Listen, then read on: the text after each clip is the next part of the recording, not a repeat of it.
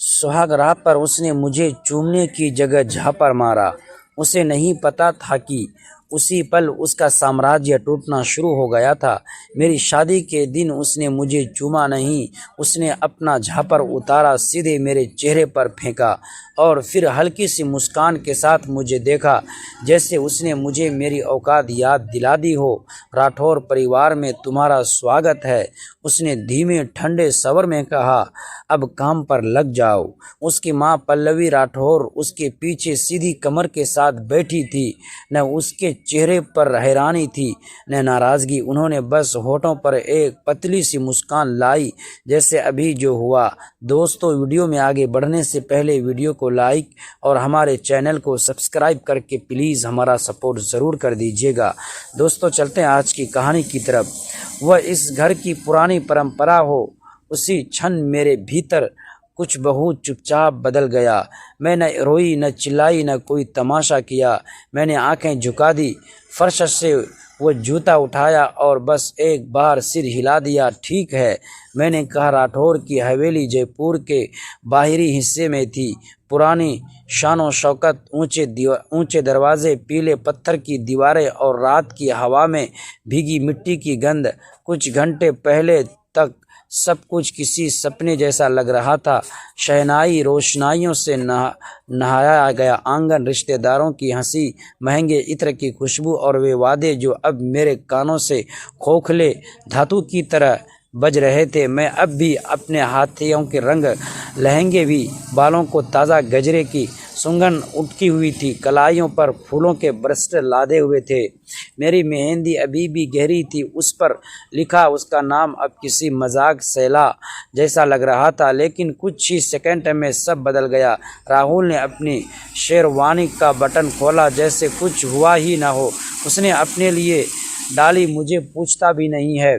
सुहाग रात की उस रात कमरे में फूलों की खुशबू फैली हुई थी। दीवारों पर लगी हल्की रोशनी कमरे को एक सपनों जैसी चमक दे रही थी। बाहर मेहमानों की आवाज़ें धीरे धीरे खत्म हो चुकी थी और पूरे घर में सन्नाटा उतर गया था। मैं पलंग के किनारे बैठा था, दिल में हजारों उम्मीदें और थोड़ी घबराहट भी लिए।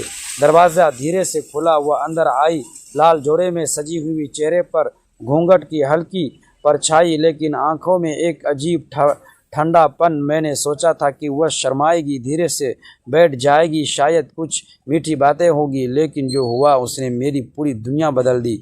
मैंने जैसे ही उसकी तरफ देखा, उसकी तरफ हाथ बढ़ाया, उसने अचानक अपना हाथ हटाया और एक तेज झापड़ मेरे चेहरे पर मार दिया।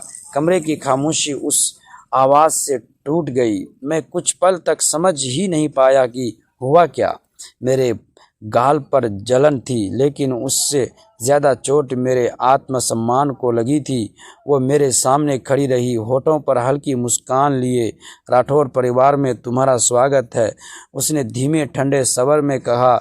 उसकी आवाज़ में प्यार नहीं, आदेश था। मैंने हैरानी से उसकी तरफ देखा। ये क्या था? मैंने धीमी आवाज़ में पूछा।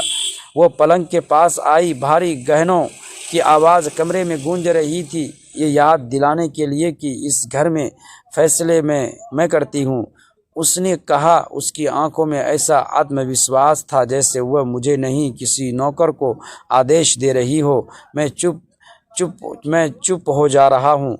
उस रात मैंने पहली बार महसूस किया कि मेरी शादी किसी रिश्ते से नहीं, एक खेल से हुई थी। मैंने उसके बारे में जितना सुना था सब झूठा था। लोग कहते थे वह खूबसूरत है, समझदार है, बड़े घर की लड़की है, लेकिन किसी ने ये नहीं बताया कि उसके अंदर घमंड का ऐसा तूफान छिपा है। वह खिड़की के पास जाकर खड़ी हो गई। तुम्हें शायद लग रहा होगा कि तुम मेरे पति हो, उसने बिना मेरी तरफ देखे कहा, लेकिन सच यह है कि इस शादी की ज़रूरत तुम्हें थी, मुझे नहीं। मैंने पहली बार उसके शब्दों में नफ़रत महसूस की। मगर अगर ज़रूरत नहीं थी तो शादी क्यों की? मैंने पूछा। वह हल्का सा हंसी।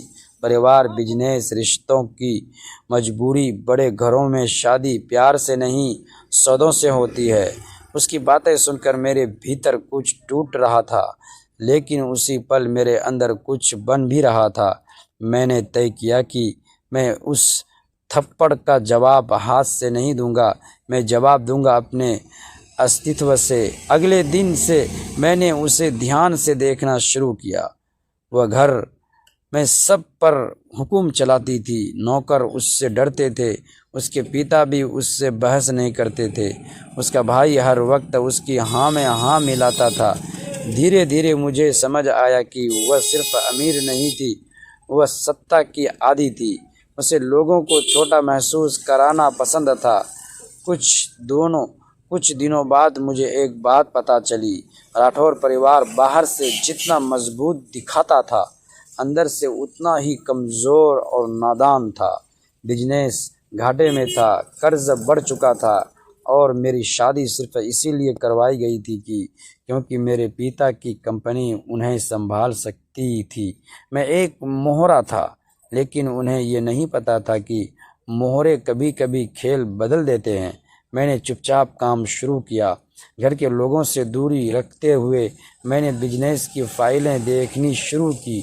कई गाड़ियां सामने आने लगी, पैसों का गलत इस्तेमाल, फर्जी दस्तावेज, छिपे हुए कर्ज, और सबसे हैरान करने वाली बात इन सब के पीछे वही थी।